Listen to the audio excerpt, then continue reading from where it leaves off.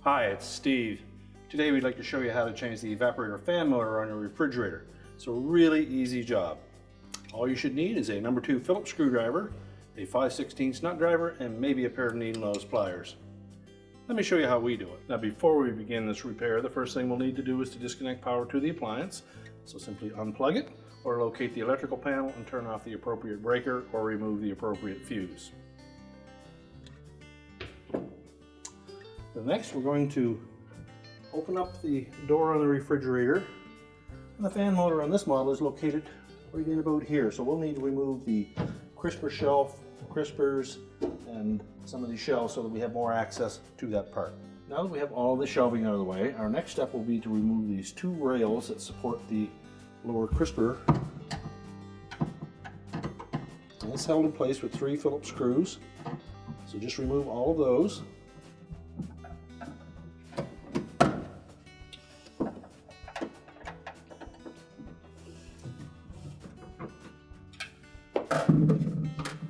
And just remove that support and set it aside. We'll do the same thing on the opposite side.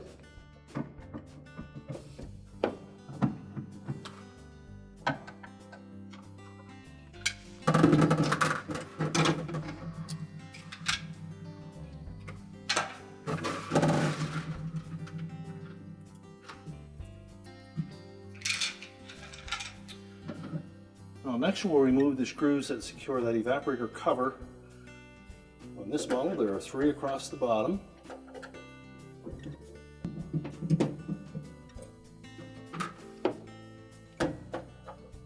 And remove the ones across the top.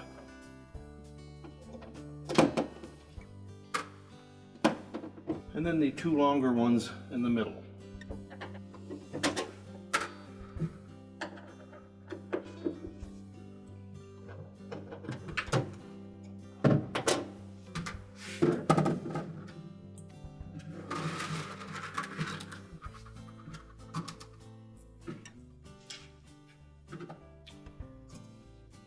Then we'll carefully pull that cover out from the bottom.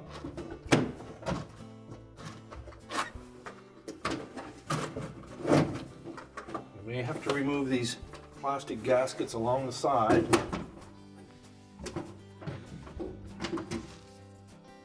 We'll just set those aside for now.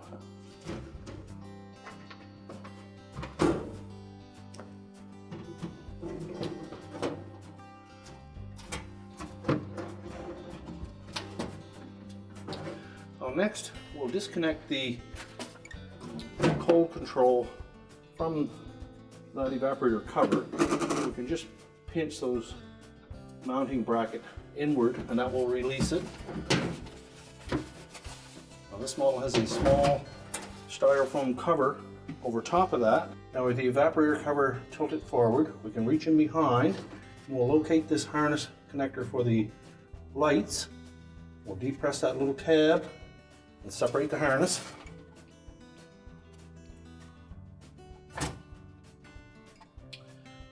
You'll also see a styrofoam cover over top of that thermostat. So we'll just gently lift that adhesive away from the evaporator. We'll set that aside.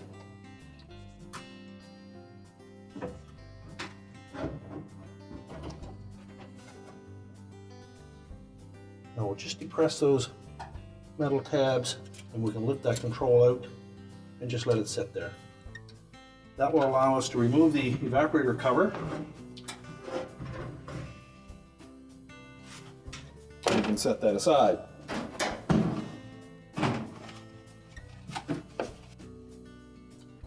Now that we have access to that evaporator fan motor, our next step will be to just pull that harness out of that holder.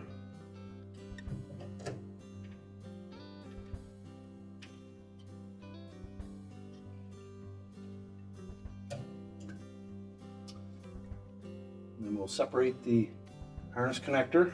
Just depress the locking tab and unplug it. Then we'll remove those 2 5/16 screws that secure the fan motor to to the mounting bracket.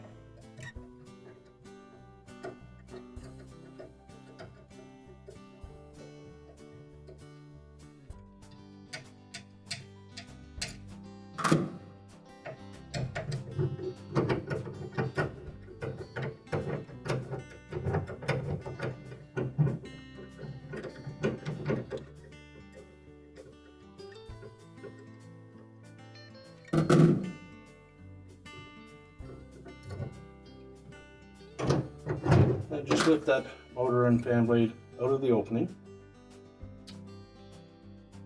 Our next step will be to remove the old fan blade from the motor shaft.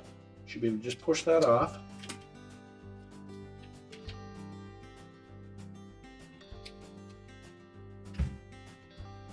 You can discard the old motor.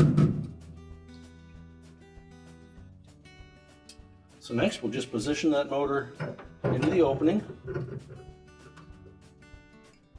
Take one of the screws. Just start it by hand.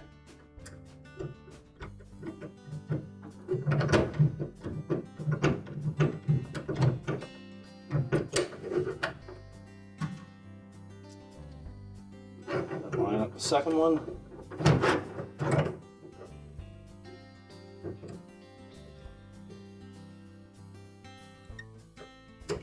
There are no pre-cut threads in that motor housing, so you need to make sure that you insert those screws straight so that they don't bind up on you.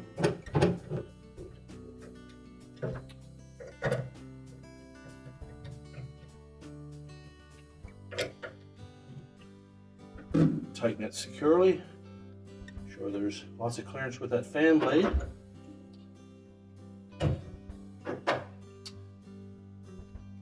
We'll connect that wire harness. Make sure the locking tab engages. And then you can tuck the leads from the motor into that harness restraint. Now next we'll put the evaporator cover back in and remount the thermostat. So basically, to reinstall this thermostat into that opening, we need to make sure that these fork clips on the front of that housing for the control clip into that rectangular opening on the evaporator cover. Now you may need to spread them open a little bit just to give a little more tension. And then just insert one end into that opening.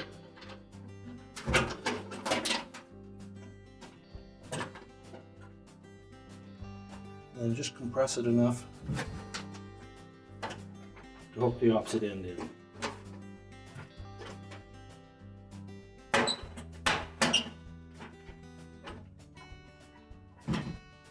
Once you have that clipped into the evaporator cover, our next step will be to put the styrofoam cover on top of it. Now there is an opening on the bottom,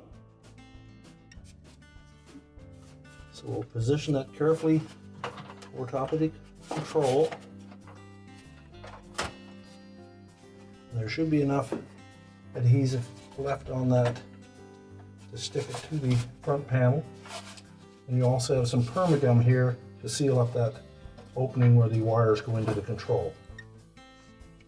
Now, once we've done that, we'll reconnect the harness for the lights.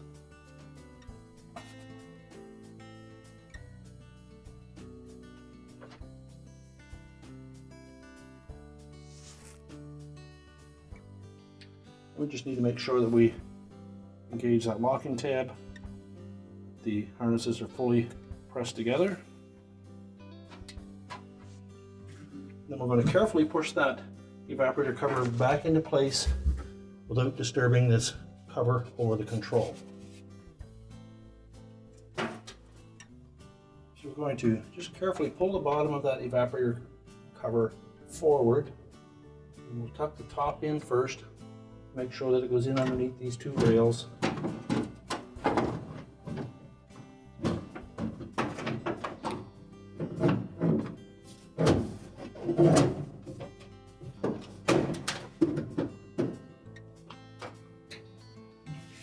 now we can reinstall the retaining screws. We have the evaporator cover back into position, so we're next going to reinstall the retaining screws. And we'll start with the two that go into the center. Locate those openings and try to center that evaporator cover as best you can from side to side so that we have an equal gap between the sidewall and that evaporator cover.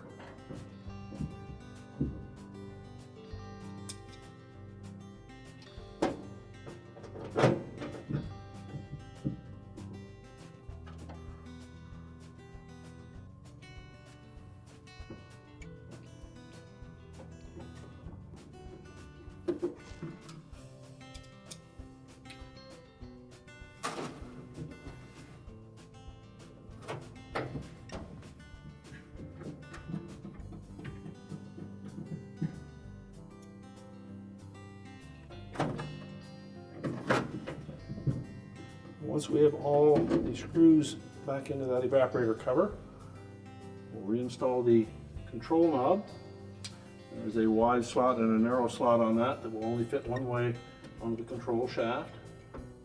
The next we'll need to reinstall the gaskets that fit between the evaporator cover and the sidewall.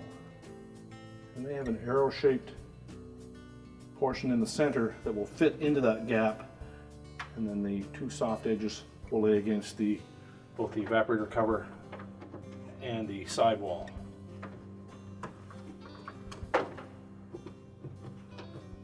Chances are they probably still have the same shape from when you removed them, which will make it easier to reinstall them.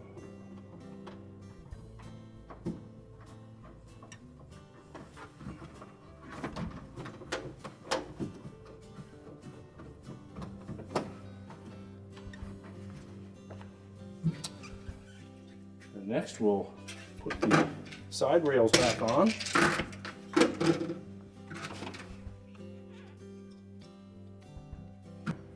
Just line the screw holes up with the openings in the side of the cabinet. And put all three screws in before you tighten them.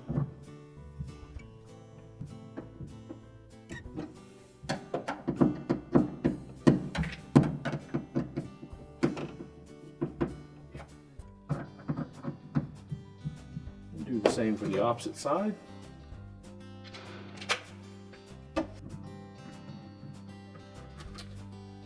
And if you've lost track of which was left and right, you want to put them on so that the hook on the front is tilted upwards.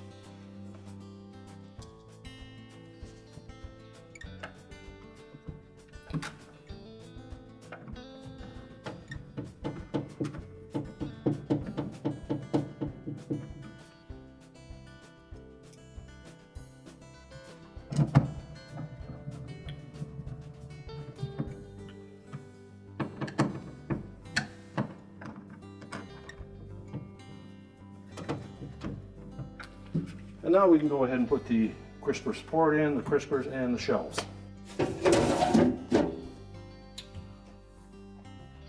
We're now ready to reconnect the power, and our repair is complete.